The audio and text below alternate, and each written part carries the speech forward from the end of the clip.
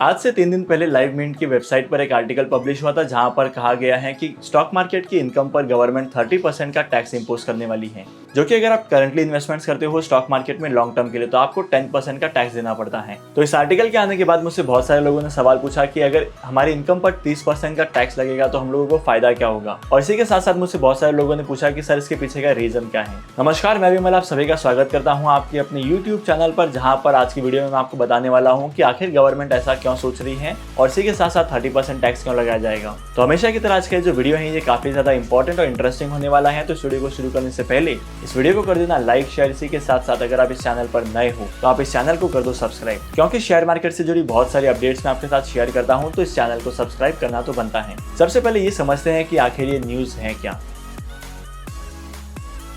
2 से 3 दिन पहले गवर्नमेंट के 2 ऑफिशियल्स ने कहा है कि गवर्नमेंट जो है वो इनकम टैक्स के स्ट्रक्चर में चेंज करने वाली है और मेजरली चेंज करने वाली है कैपिटल गेन टैक्स के ऊपर। इन लोगों ने अपना नाम तो बिल्कुल भी डिस्क्लोज नहीं किया है, लेकिन ये कहते हैं कि गवर्नमेंट का मेन फोकस है स्टॉक मार्केट की इनकम पर, और इन्होंने क्लियर करते हुए ये कहा है कि गवर्नमेंट इस टैक्स को चेंज करने वाली है नेक्स्ट बजट में।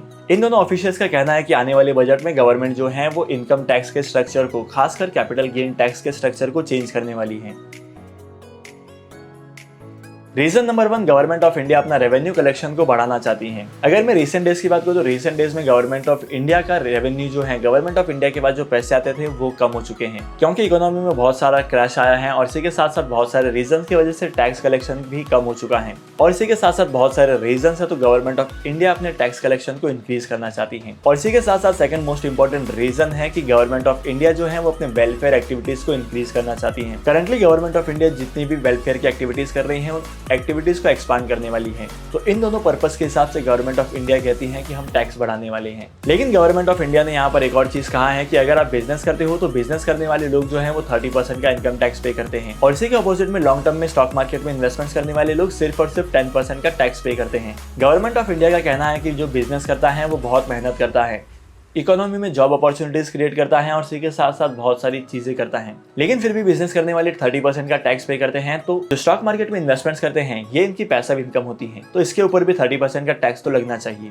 गवर्नमेंट का मानना ये है। और अगर आप करंटली स्टॉक मार्केट में इन्वेस्टमेंट्स कर रहे हैं शॉर्ट पीरियड ऑफ टाइम के लिए तो आपको पे करना पड़ेगा 15% का tax. Short period of time मतलब आपने 1 साल से कम इन्वेस्टमेंट्स किया है किसी भी इन्वेस्टमेंट ऑप्शन में। दूसरा, अगर आप स्टॉक मार्केट में लॉन्ग टर्म के लिए इन्वेस्टमेंट्स करते हो, मतलब 1 साल से ज्यादा के टाइम पीरियड के लिए, तो इस इन्वेस्टेड अमाउंट के प्रॉफिट पर आपको 10% का टैक्स पे करना पड़ेगा। लेकिन इसके पीछे के और भी कुछ इंपॉर्टेंट रीजन है जिसको समझना काफी ज्यादा इंपॉर्टेंट है।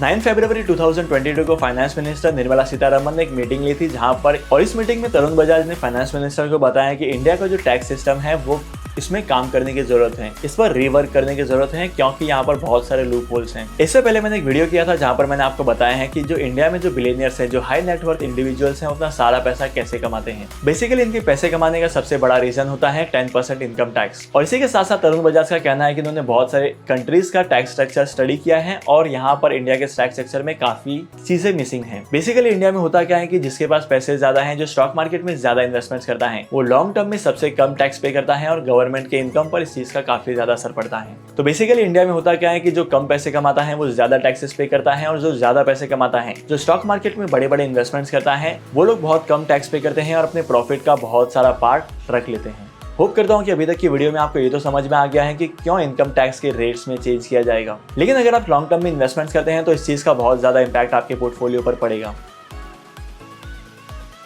तो चलो मान लेते हैं कि आपने लॉन्ग टर्म में स्टॉक मार्केट में इन्वेस्टमेंट्स करके 1 लाख रुपए का प्रॉफिट कमाया। अगर मैं current long term capital gain की बात करूं तो यहाँ पर ये जो टैक्स है ये 10% का है। करंटली इस अमाउंट पर आपको 10% का टैक्स यानी कि 10,000 रुपीज टैक्स पे करना पड़ेगा। लेकिन अगर ये रेट 30% की होती है तो यहाँ पर आपको 30,000 का टैक्स पे करना पड़ता है और सरचार्ज लगेगा वो तो अलग। तो इन्वेस्टमेंट्स करना आपके लिए काफी ज्यादा डिफिकल्ट हो जाएगा। तो अब यहाँ पर आपको लग रहा होगा कि शॉर्ट टर्म में इन्वेस्टमेंट्स करना काफी ज्यादा हेल्पफुल होगा और बेनिफिशियल भी होगा। लेकिन आपका ओपिनियन क्या कहता है कि गवर्नमेंट ऑफ इंडिया का ये डिसीजन जो है वो फेयर है कि अनफेयर है, मुझे कमेंट सेक्शन में जरूर बताना। तो आज के इस इंपॉर्टेंट वीडियो को यहीं पर खत्म करते हैं और होप करता हूं कि आज की वीडियो का कंटेंट आपको वैल्यूएबल लगा होगा। अगर आपने आज की इस वीडियो से कुछ नया सीखा है तो इस वीडियो को लाइक करना, शेयर करना। इसी के साथ साथ अगर आप इस चैनल पर नए हो तो इस चैनल को करो सब्सक्राइब। मैं आपको मिलूंगा अगली वीडियो में नए टॉपिक के साथ, एक इंटरेस्टिंग टॉपिक के साथ। तब तक के लिए signing off, happy investing and good bye.